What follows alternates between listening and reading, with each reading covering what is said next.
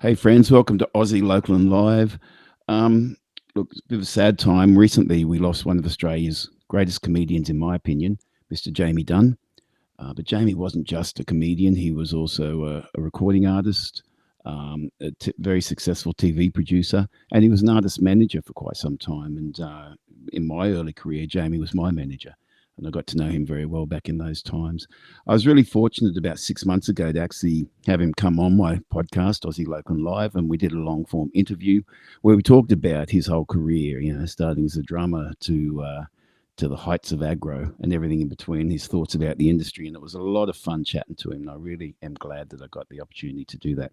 I'm going to repost that. Please, if you're interested in Jamie's story, watch the episode. Share it around. I'd like to share that around so people can celebrate his legacy and what he's done and know a bit more about him. Anyway, here's, I guess, my tribute to Mr. Jamie Dunn.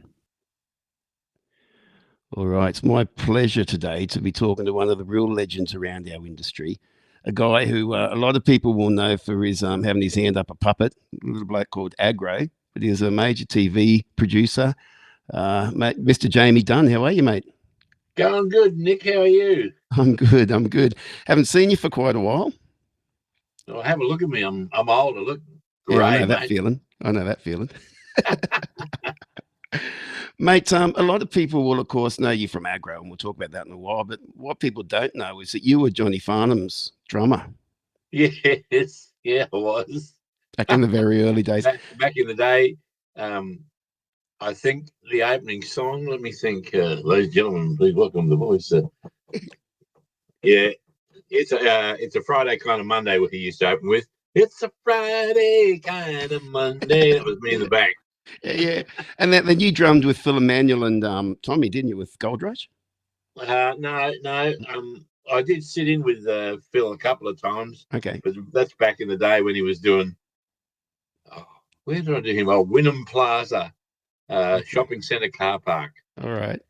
Isn't it? I mean, that's Australian music, mate. You can be a cracking hot player with lots of talent. Yeah. But you need the Wynnum Plaza car park money to survive. You know? Now, of course, mate, you used to manage me for some time, so I know some of the stuff that a lot of people don't know. Well, that's how I learned to put my hand up a puppet, dude. That's it, mate. That's it. You also were the drummer at Pip's nightclub when they'd have the strippers on, right?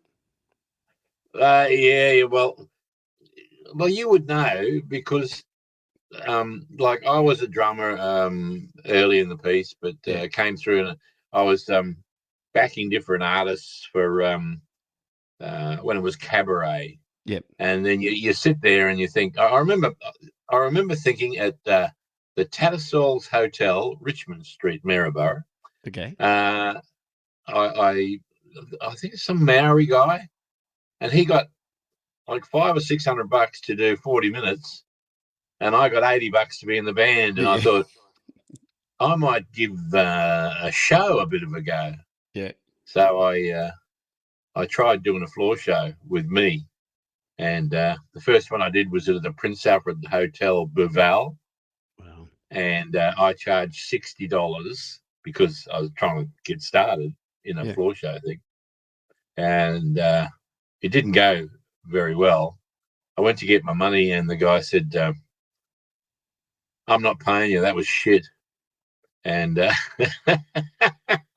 these are the things you deal with in bands and artists or whatever you're doing entertainment-wise. No matter what you're doing in Australian entertainment, coming up, you would have seen heaps of this. Absolutely, mate. Yeah, still do. Still do. And that guy, that guy forgot it was me because years later he booked Aggro for a place called I was in Ipswich. He had a I forget the name of it, but anyway, he paid to have Aggro because Aggro used to do like an hour set at a nightclub. Yep. And it was 20 years later after he told me that that was shit and he's not paying the $60. I charged him $3,060. I was going to say, man, one thing downstairs. He was paying me downstairs. He got to the 3,000. He went 20, 40, 60. And I got in the van and I was driving back down Brisbane Street and I'm going, Yeah. yeah. Took me 20 years, but I got Mate, me $60. mate, Jamie Dunn has a good memory. I can assure everybody that Yeah. Jamie Yeah. has a good memory, mate. Of course, you went on from there, and you end up in Los Angeles recording your own songs, and had a massive hit with Jamie Comes Home, right? Well, I wouldn't call it a massive hit. It was a pretty big hit, mate. Well, yeah, it was. Yeah, it did pretty well around Australia to start off Yeah, with. It was number one in Brisbane, but that was more popularity. You know, you could bump it up the charts by requesting it, and so you had yeah, family and friends and yeah. everyone, leaning on the radio station to play it. But it did pretty well for a starting thing. But So, that how long did was you live in Los Angeles for? on and off because of the visa situation. You could only live there for I think 6 months, come home, Yeah, and then go back in another 6 months. So I did that for several years. right. Um, I could never get a green card, but um, my the bloke that I knew over there, Daryl Cotton, he was the lead singer of Zoot back in Yep, the day, and there was lots of Australians in Los Angeles, like Brian Cadd, Rick Springfield, the Springfield. Yeah, whole stack of Russell Morris. yeah. They were all over there trying. So I was in. I was, ankle deep in that. I wasn't. I wouldn't say I was immersed in it, but I was on the on the peripheral. Yeah, and remember you were working at the time too. Was it Michael Lloyd, the producer? Yeah, Yeah, yeah. It's strange you should do that. This morning I got up and Michael, he put me on. He needed someone to put some carpet in his studio, and I was with Daryl, and Daryl was recording with Michael Lloyd. He was in a group called Cotton, Lloyd and Christian, okay, and yeah, I was just over there, staying at Daryl's place and uh, getting started in music. And I remember Michael Lloyd saying, "Can you put carpet down?" And I used to work with a bloke in Brisbane called Mick Power, who showed me how to carpet lay. I said, "I can put carpet down." So I put some carpet down in Michael Lloyd's little studio, and we just developed friendship, relationship, and eventually I recorded a song called "Fun, Fun, Fun." yeah. Ah, yeah. I But the remember beauty that. of that was Michael he said to me, and see, you can't get education like this, music Mm, education anyway. He said to me, um, I can get this released back in Australia for you through Warner Brothers. So you get on the line. I got on the extension, and Michael Lloyd said, "This is how we sell." And so I could hear him speaking to Warner Brothers back in yeah, Australia, yeah. and the Americans. The moment they do something, they just They full make on. it He was happen. going, Yeah, "We're very excited about this artist," and I'm thinking, yeah, "Oh, that's me." And he got it released out here. I had a single out here. yeah, Isn't that strange that I had a single on Warner Curb Records out of Los Angeles, released back in Australia? Very yeah, strange, but yeah. you know, That's how the you, world you, worked, wasn't it? well, it's like you, dude. Yes, I did manage you, but what I saw in you was exactly what I'd been through. You just Yep, gotta you chase down every little thing. yep, Like aggro came about because um, Channel 7 said, can you do a puppet? And in our business, you say yes first and then everything. Yeah, work out how to do it later. Otherwise, you exactly. don't get next week's work. Yep. Whether it's um, in the corner of a restaurant, which I used to play in a place called the Court of the Seven Lamps down Hmm. down the valley. And I remember saying to the guy, he said, when should I use you? And I said, oh, better you use me on the down days, like Mondays, Wednesdays, and Thursdays, Mm, mm. because I already had Friday and Saturday, Booked up. so I Yeah. was trying to fill the book.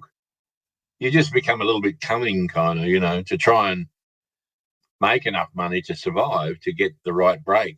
And who So was to know? when you came back from LA, you had the songs out, and then you worked for a Yeah, record company for a while, didn't you? You were a state manager of yeah, program yeah. or I ended something. up. Oh, God help me! I ended up sales manager at Astral Records. That's right. That's yeah. Yeah, I remember you telling me a story too about looking after artists like losing Paul Simon around the city, or having to work with Doctor Hook when they were off their face, and it was interesting Oh times. yeah, God, yeah. The guy with the patch in Doctor Hook. Ray, yeah, Oh man.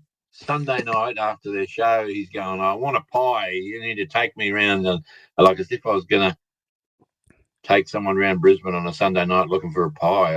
I said, oh, he got quite shitty, but I think I don't know whether I've been lucky or whether I do see myself like a lot of me and you in that, and a lot of you would be in like Keith Urban, like he used to do Thursday nights at the Normanby, and yep, for what $250 or $200 or whatever they yep. paid back in those days, and just kept doing it. And then now, of course, he got some traction, but Mate, the big lesson from you too was, but everyone's in that situation where you got to deal with what you got to deal with. But you were really good at making something happen.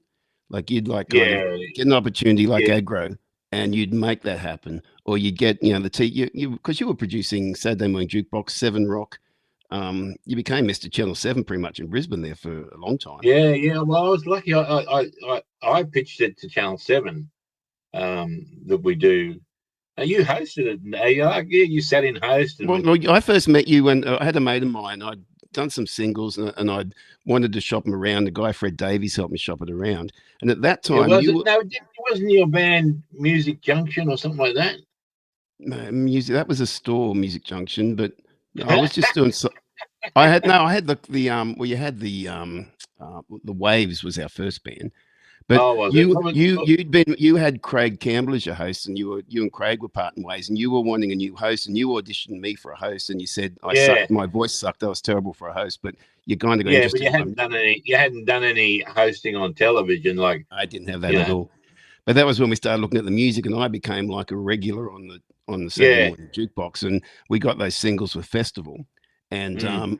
and we would record film clips when you'd put on triple plays before and after an ad break, and we'd use that time to record the film clip up there, and it was so much fun. It was so good. Yeah, We'd be driving back amazing, from eh? Lismore, and And we'd just come straight from Lismore to the TV station to do the show because the guys from the well, see, that corporation. was it was an opportunity. Like those triple plays, Yep, believe it or not, was an opportunity, and you can get free video to try and flog your stuff. And it absolutely. was That was yeah, we it was charted on Stereo 10 and we did all that stuff and it got me yeah. that got me a whole start of my career of being known around town, which sort of kept me working for a long Well, time. it's such a Nick. It's such a cruel business. I had uh, Jamie Come Home had charted, and um, I had recorded a follow up with Michael Lloyd in Los Angeles called Mr. Rock and Roll. Yep.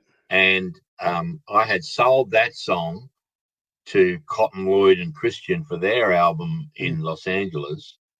So I had a hit record here in Brisbane with Jamie Come Home.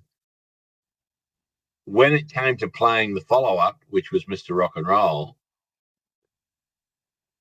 4IP chose Cotton Lloyd and Christian's Mr. version. Rock and Roll to play. Yeah. My career stopped, the door shut, Yeah. and a fridge fell on me, as happens in this business. You get a bit of a traction with a record, and you think, Yep. oh, here we go. Yep. Loyalty has nothing to do with it. No. Nothing to do with it. No. I'm all set to have Mr. Rock and Roll, my song. I gave away the publishing to Daryl and Michael Lloyd in America, Oh, and then they wouldn't play the Australian version, which was me. yeah. I died. I went. It's just like the curtain closed Yep. on my career. Then it was Well, just that was like when we had the singles out, what we were doing, and we sat with Festival because they said they'd do an album deal, and then I know they'd blown their budget on some other artist in America, and they cut the roster in half, and I was one that got cut off that, and that just you sort of you're fighting an uphill battle once you get cut off a roster. it's such a cruel business. It is. But if you can survive it, you end up with a certain amount of business cunning. You know what I mean? You sort of.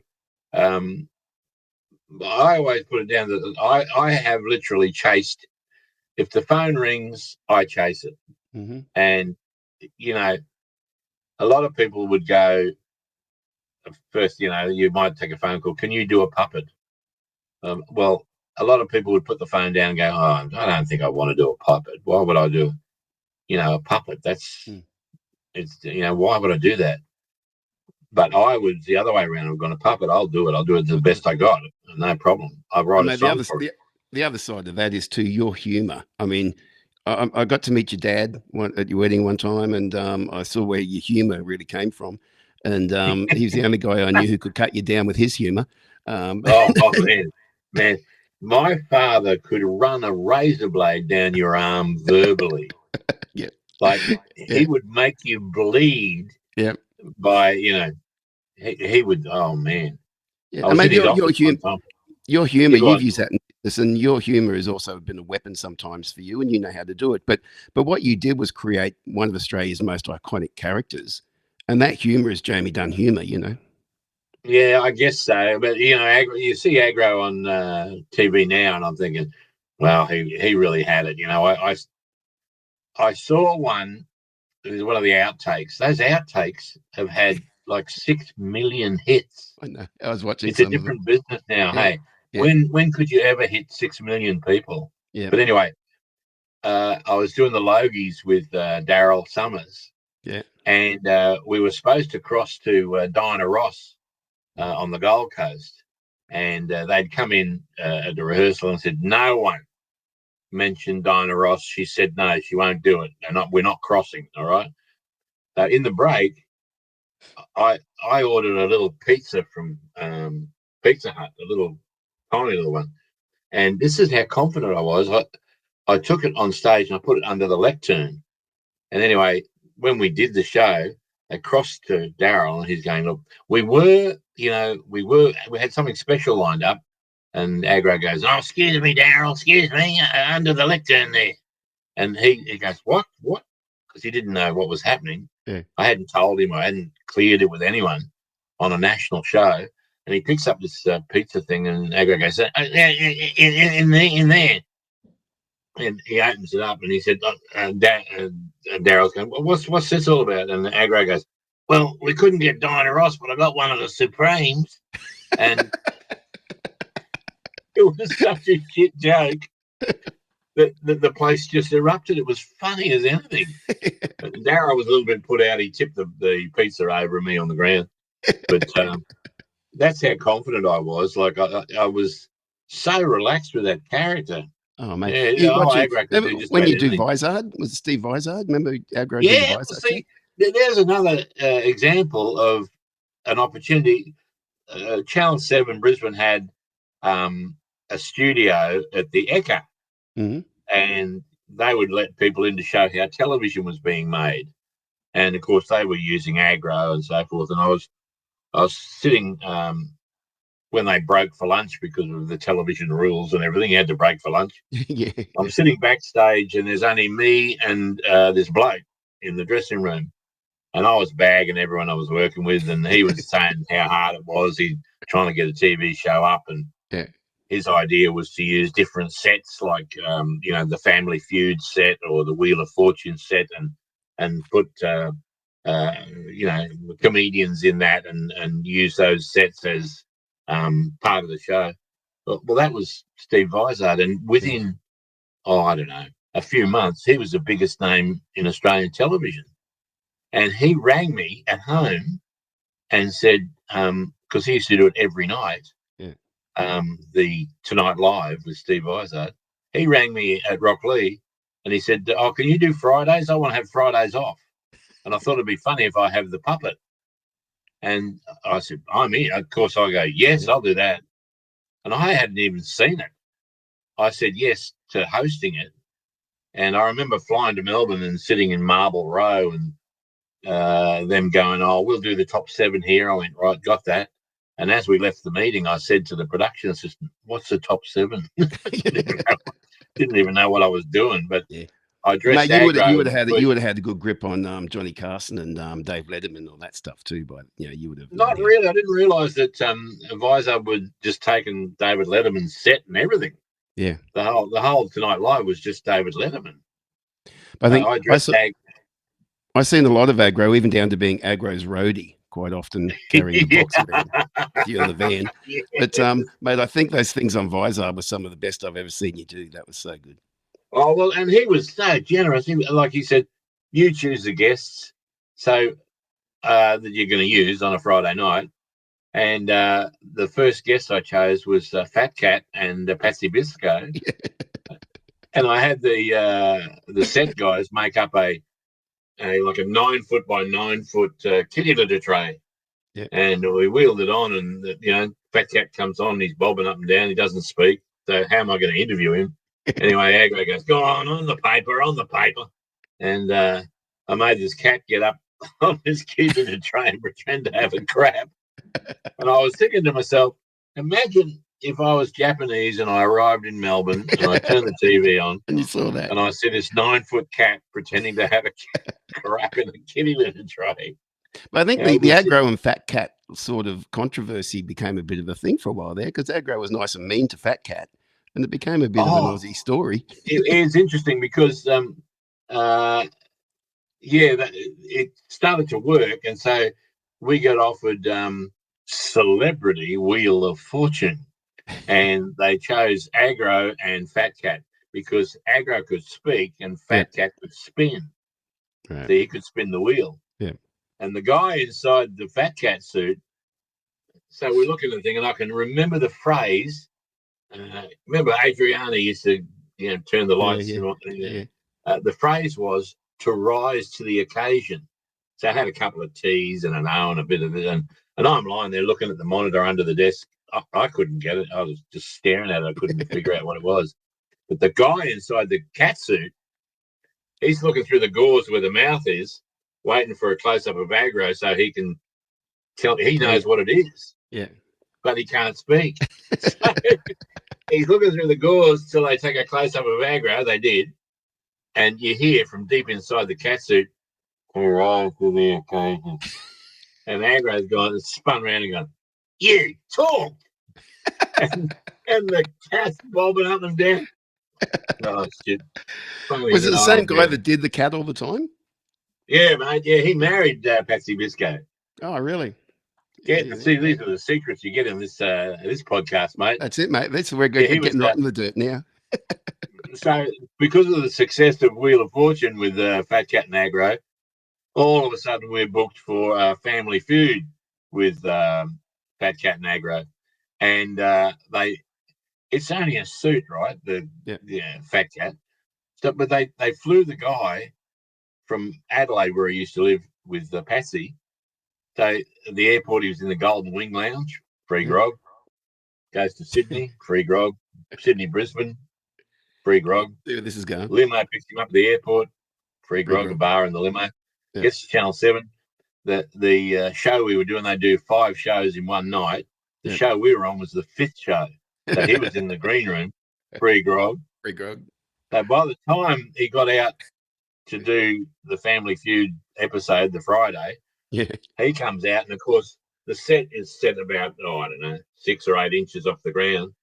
He comes out, gets his foot caught, trips, falls over, hangs onto his head, bounces on the set. Everyone's laughing and clapping, but the guy inside the suit's pissed. he's there leaning like this, waiting to press the buzzer. Hey, folks, if you're enjoying the episodes I put out on Aussie Local and Live, it would be great to get your help. Work on this QR code. If it's on your computer, take it, or however you do it. I'm not sure how these things work, but use this QR code. It takes you to my personal website, nikphilips.com, where you'll find a tip jar, and anything you can put in to help out with that would be awesome. Hope you enjoy the rest of the episode. Back to the show.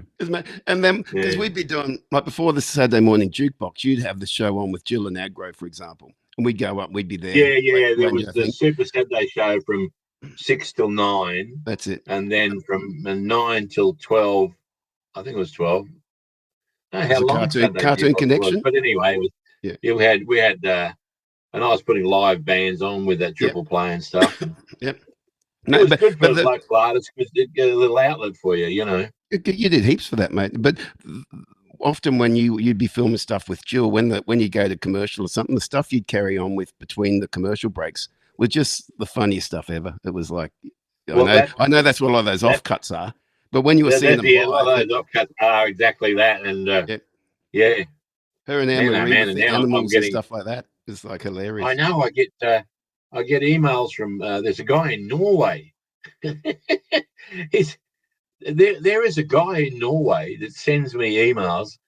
He's named all his horses Slim Dusty, Chad Morgan.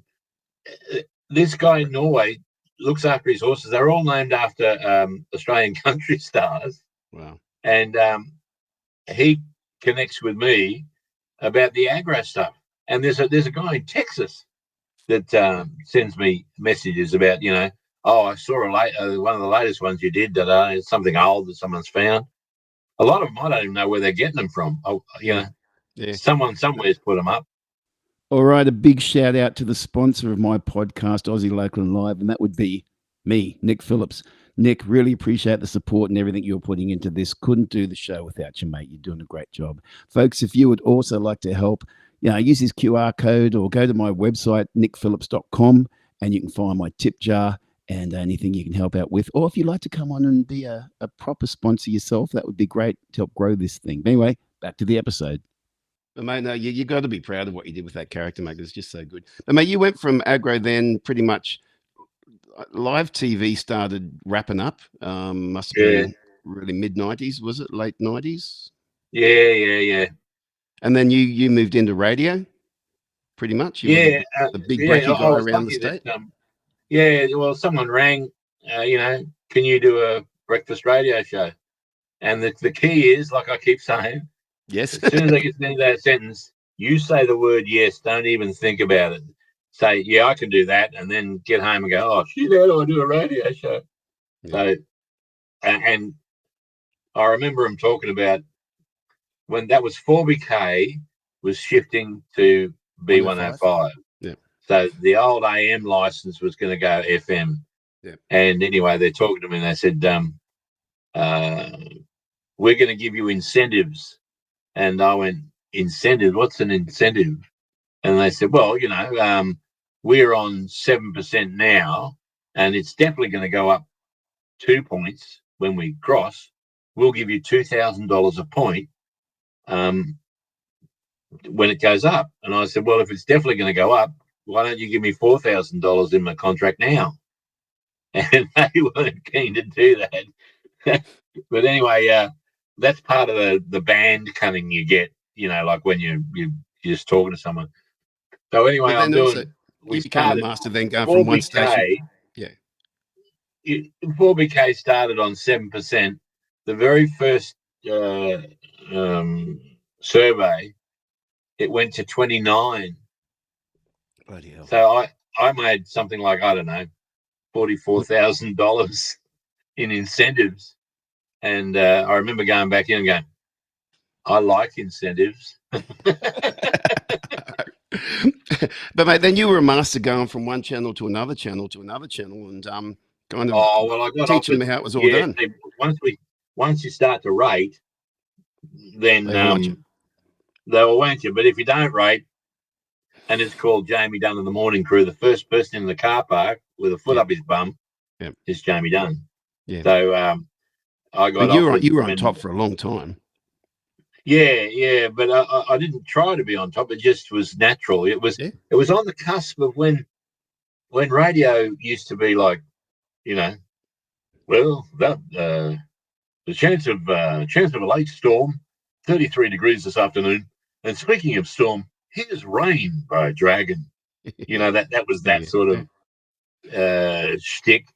Yeah. And when I came on, it was more like we're talking now. Yeah. And people kind of got into the fact that you weren't like a radio voice. Yeah. They used to say you got to smile when you talk if you're doing radio. Yeah. And that was on that cusp where it became real. And we did aggro to the rescue. And I remember because they wanted to use aggro, but they were a bit nervous. So we worked out that we would do aggro to the rescue. So we could use the character. And there was this lovely old lady in Ipswich, had nothing in the fridge. And so aggro rings Woolies up there. and we do a phone call, and they agree to give her a year's worth of groceries. And so then I ring her and say, across the road is Woolies. Go and speak to Jack Smith at Woolies. They're going to give you groceries for a year. You go there every week, and your fridge will be full. Wow. And she cried, Yeah. and you just couldn't help but cry with her because she was doing it tough. And it just worked a treat that Agro's celebrity made the happen. Woolies type people come on board Yeah. to help someone that was struggling. And that segment just went right off. And that's when Triple M was a separate company to B105. And so I got offered to go over there to try and of course I said yes. I said, you'll need to get some lawyers to, because they'll sue me for sure. And they said, no, we'll cover you against any lawsuit. And then I went back to B105 and I said, how much can I make? What's the best I can do here?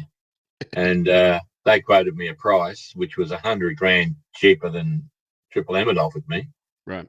And so I knew I was going where the money was. Yeah. Because you have to in our business. Of course. Like, we're mercenaries. You're not. Of course, mate. You're not relations. You're not friends. No. You're not. You kind of are, but. And you're making them a lot of money. If you want to make money, and have enough for next week, you got to do deals. That's it. So anyway, I got Triple M to give me immunity against being sued by B105, and then B105 wanted me. They offered me more money to stay. So then I got them to give me immunity against Triple M suing me. And then I stood back and went, oh, look what I've done. It was a mess. I don't have the best reputation in town. Everyone was confused. They were like, how the hell is he doing all that? How does he like do that? Keep the balls in the air. Keep the balls in the air, Nick. It was brilliant. Absolutely brilliant. Because, mate, when someone on our side wins, you might reckon it hurts your reputation, but mate, when someone on our side wins, it's like you go, yeah, well done. It's good. Yeah. Well, I heard Keith Urban to speak about him again, talking now. Well, he's an international star now, but he was talking about one of the Thursday nights he did at the Normby, and how he sat in for, who's his mate around town? Tuffy? Yeah, Tuffy. Yeah. I've been doing a duo with Tuffy, so we've been having fun reliving those old times. Yeah, well, he sat in for Tuffy, and he's playing at the Normby. It's Keith Urban. He always played well, and some half-drunk guy comes up and going, "This is shit." So, mate, we used to, because Keith worked with Rusty and the Ez Rockettes, and that yeah, and him and Rusty and Alan Cameron was the other guitarist, and Keith always. Rusty had that big American personality and he was the front guy, but Keith always was a great guitarist and Alan Cameron was a great guitarist. And they do these things where one of them would get down to the sound desk and they'd be sort of doing a guitar duel between each other and these stuff. And there's a lot of the stuff you see Keith doing his concerts now actually came from the Rusty days. They sort of, he's taken them to an arena and taken the pub vibe into that. And obviously he's done brilliant now. And Tuffy keeps in contact with him, but yeah. Yeah, I know when Keith Urban came and toured here one time, he got Tuffy up. Yep. During the show. Yep. So I guess, if you're in the business of trying to be a musician or make money out of this business and keep going, that's the key, is to make enough money to make the house payment or, the car payment or, it's a killer. But mate, it's two things. Having the guts to follow through with opportunities like you talk about, that was always a big thing with you. And then the other thing is just the right, putting yourself in a position where you are there at the right time and the right place where things happen. And that happens to a very small number of people. The rest of the industry is made up of people who didn't get that chance. If you treat everything as an opportunity, and as silly as that sounds, everything, you chase it down to the nth degree and see if you can get some life into it, Yep. something will happen. And I have that problem. My wife is not from within the entertainment industry. She goes, "Why are you ringing him back?" And I ring everyone back. Yep. You know, Yep. and she was talking like that, and the phone rang one time. I was getting no work whatsoever. Aggro has, it was spent. Aggro was in the bag. I was getting nothing. I got a phone call on a Monday. We're interested in doing a Uber Eats ad. Yes. You can do an Uber Eats ad this week. Yes, I can do an Uber Eats ad this week. They flew me to Sydney on the Wednesday. My wife and I to Sydney on the Wednesday. Mm-hmm. We went out and bought some clothes for Aggro to do this Uber Eats ad with Dr. Chris Brown, who was great. We went to Myer, and my wife bought some 00 T-shirts and stuff, and the lady behind the counter said, "When's it due?" She's going, no, it's for puppets. But so on the Friday, we did the Uber Eats ads, and it was shot at a place called Tramways, where they used to make the trams for Sydney. And it was just massive. You did television, then you did green screen, then you did in-house videos. You did, they soundproofed a hallway to do the radio, all in one day, just keep going. And my wife, Marie, was with me when I'm doing the radio commercials for them. And the producer, she was just down the end, and the producer said, "Can you open that door and ask him to be quiet next door while we record these?" So she had to open the door and say to Dr. Chris Brown, "Can you keep it down a little bit?" And man, that was Monday they called. Wednesday we went to Sydney. Friday we recorded. The following Monday, the entire money was in my account. Yeah. And yet the Sunday before, I was broke, had nothing. Didn't have anything in the book. Got nothing. Thinking, well, Yeah. Mate, I don't know if you remember, but the only TV ad I ever got to do was for Paul's Ice Cream. It was a thing called Snowball. It was back in the days when I had like the whole big mullet hair and all that stuff. Oh yeah, your mullet. Now that was a classic. Your mullet was a classic. It was a great one. I showed it to my kids recently. It's actually up on YouTube somewhere, and they had a great laugh at it. This whole "I've been snowballed, hit me." That was my. Obviously did so well. I never got another commercial, but anyway, that's. I know it happens like that. I think it probably was like my performances on Wombat. You'd get a call from Jamie, and he'd say, "Oh, we've got this skit we need someone for to play a hippie on Wombat." And I had the worst acting skills in the world. It was terrible. But I know, but once you do one, it's fun. It's slowly the square wheel becomes a little bit rounder, and it eventually gets some speed up if you do enough. Well, we even got my dog on TV. Remember that? Yeah. He was Nicky, wasn't he? Nicky Dog, yeah. That was because that.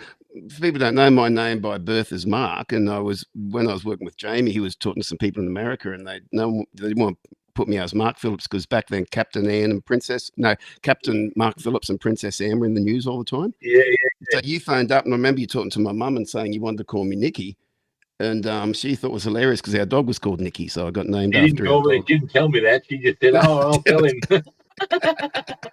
Oh yes, that got a lot of mileage out of the family, mate, for years. That one. Yeah, but Nick, you look at anyone overseas that's Australian, what you've been through and what I've been through, and what anyone in music in Australia has been through, or entertainment in Australia has been through. Yep.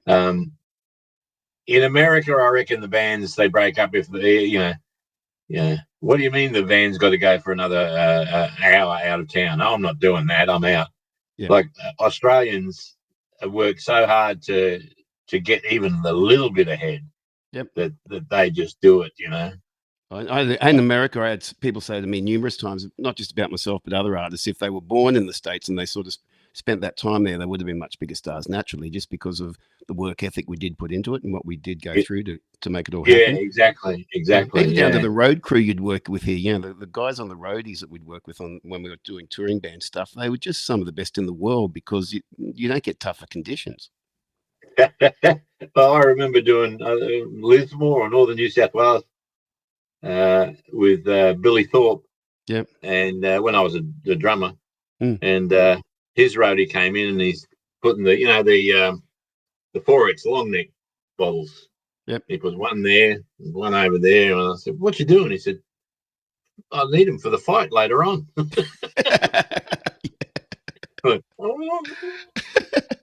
Oh, we had so many times like that. I remember one time being on stage and there's feedback going on and everything. I look around and the foldback guy was in some fight with some guy and end up Rennie, what he was most concerned about was he'd had a crunchie in his back pocket, and at the end of it, he'd squashed his crunchie, and that was the main thing that concerned him. Yeah. Well, it's kind of good to be Australian, I think, It is, and also also that's too. what I'm saying. I've got the same problem. If the phone rang now, I'd put you on hold and take the call and see what they wanted and track it down. My wife says to me, "What are you doing? You're 76. What are you doing?"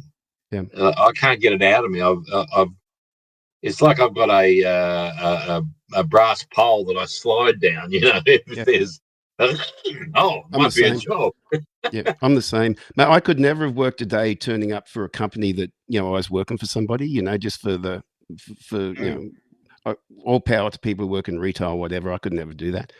But the fact that even though I've had moderate success locally, but not like the big success. But the thing is, every day you wake up trying to figure out what to do next. What's the next challenge? What's the next evolution you're going to do? What's the next thing you can chase down? And what's your next creative thing? And I do love that challenge about it all, as hard as it gets. Yeah. It's unique out here, I think. Yeah. Well, buddy, thank you very much for doing this chat. As I wanted to record your story for a long time, and we've had Well, I'm a bit embarrassed you still got the mullet, mate. This is kind of half there. Mate, people don't realise your early days before the hair went, mate. You were like Australia's Neil Diamond. Yeah. It's strangely enough. Oh, some of those photos make you cringe. That was a crackers. What was I thinking? I tried everything. Probably the same as you. We all try everything. Smooth, mate. And I learned so much from my time doing stuff with you, mate, and watching what you do through the industry. So thank you for that. And I think the advice you were giving people who do, I know this is a small little thing I'm doing, but people will see it. And the advice of tracking everything down and not stopping, just making sure it all works, is probably the best advice anyone could get. Yeah, well, here it is. Use everyone, step on them, and climb.